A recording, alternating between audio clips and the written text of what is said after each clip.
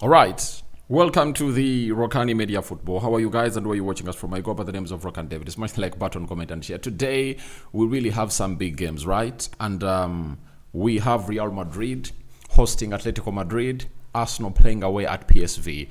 And you very much know to it that it's really going to be going down. As you people know, it's going to be going down, down, down, down, down, down, down.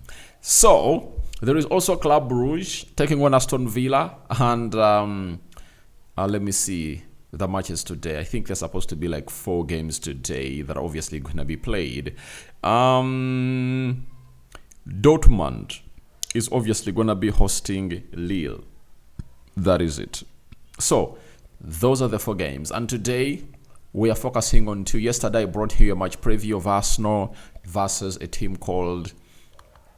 of Arsenal versus PSV. Now, I'm here to obviously bring you something concerning Real Madrid and Atletico Madrid. This is the Madrid derby, and if at all you've been following it up, you know what it means, Atletico Madrid has some amazing players. The same applies to Real Madrid, and they're obviously going to be facing off at the Santiago Bernabeu. It's really very important to note that the second leg will obviously be played in the Estadio Metropolitano, meaning that Atletico Madrid will be hosting the last or the second leg in there. So guys, where should we start from? Let me obviously bring you the news from Real Madrid. The news coming in through from Real Madrid, Jude Bellingham is out because he is serving the third yellow card that he got in this Champions League season. So, as they won against Man City, he got a yellow card and is out of this game. Eder Militao is also out with a knee injury. Dan Carvajal is out with a knee injury. Dan Ceballos is out with a hamstring injury. Jesus Vallejo is out with a hamstring injury. So, the positives they have are that of Federico Valverde, who might obviously come in to replace Lucas Vazquez, and Raul Asensio might obviously come in through to replace the man known as David Alaba. Now, for the side of Atletico Madrid, Cesar Azpilicueta is out, while Koke is also unavailable, but the rest of the players are viable. Now, let's obviously go through the starting 11 for the side of Real Madrid. Probable starting 11: Courtois, Valverde right back, Mendy left back, Rudiger and Asensio into the central defense, Tchouaméni, Camavinga and Diaz in the midfield, then Rodrigo right attacking midfielder, Vinicius Junior left attack midfielder, and Kylian Mbappe will obviously lead the line for the side of Real Madrid. When we go to the side of Atletico Madrid, they play different systems, and I don't know which system this man is obviously going to be bringing today, because he's one of those people that I've gone ahead obviously look at and really know that he's predictable in his style of play, but the systems he really uses are really different. Now, in my thoughts, he might be one of those that is obviously going to be deploying a system of 4-4-2, like he did over the weekend when they are beating Atletico Bilbao. You understand? And in his 4-4-2 system, you anticipate the following: that Oblak is going to be in goal, Molina right back, Galan left back, then Lino Mad and Jimenez into the central defense, then Llorente, Depot, Barrios and Lino into the midfield 4. Griezzman and Alvarez will obviously lead the line. So we anticipate that that's obviously going to be the match formation that the manager of Atletico Madrid is obviously going to be deploying today to see to it that his team really goes on and really grabs those points as they wanted. So, from that, we obviously go into the game.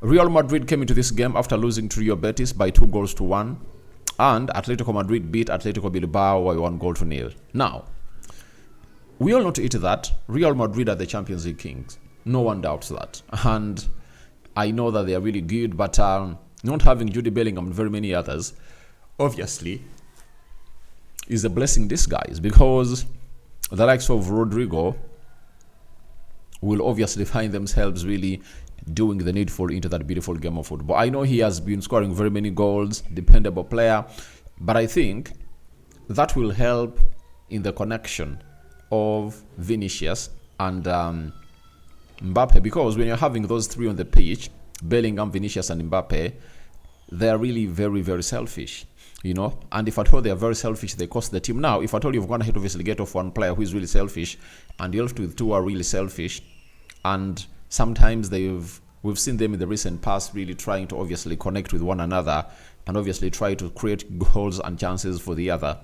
I think that gives you a relief. And I know at the Santiago Bernabeu today, it's really going to be a very hard game for both sides. It being a derby, I tell you what, we are obviously going to be witnessing a very beautiful game. By the way, I tell you, I might give a lot of attention to the game of Atletico Madrid and Real Madrid more than I'll give to the game of, more than the attention I'll give to the game of Arsenal and PSV, because this is really the biggest game in the quarterfinal stage, I tell you, because other games are there, but not as big. One will tell me Liverpool and PSG. I don't think so, but we'll obviously have to find it out in the next hours to come. So Mbappe is one of those that is going to hit to score very many goals into the Champions League, even this season. That makes him one of the players that we should obviously be looking at today and what he's obviously going to be offering, because in 10 Champions League games, Kylian Mbappe has 7 goals. You understand? He has 7 goals. When you look at Vinicius Jr., you know, Vini has played 8 Champions League games, 7 goals and 2 assists. So Madrid is having 2 forwards who are really having 14 goals in them, meaning that they are really gonna be threatful. Let's look at the forwards of Atletico Madrid and see what Julian Alvarez has to offer in the Champions League this season. 8 games, 6 goals, not bad. Then when you go to Griezzman, you know, Griezzman this season in the Champions League, he has played 8 games and is having 6 goals. So you see to it that they are really close, you know, they are really close. And Madrid has the other players of Madrid have gone here to play 2 extra games than these ones, because these players went straight to the round of 16. That is Atletico Madrid, because they finished in the top 8. Madrid played a double tie with Man City. So you see to it that they are just 1 goal ahead, you know. So they're almost in the same range and they will be firing in the right direction. So I'm really going to be enjoying this game. And for everyone who wants to witness games, the best game of football today, it's Atletico Madrid taking on Real Madrid at the Santiago Bernabeu. Now, let's go to the head-to-head stats. This will be the 10th meeting between Real Madrid and Atletico Madrid in Europe Champions League. The joint most between teams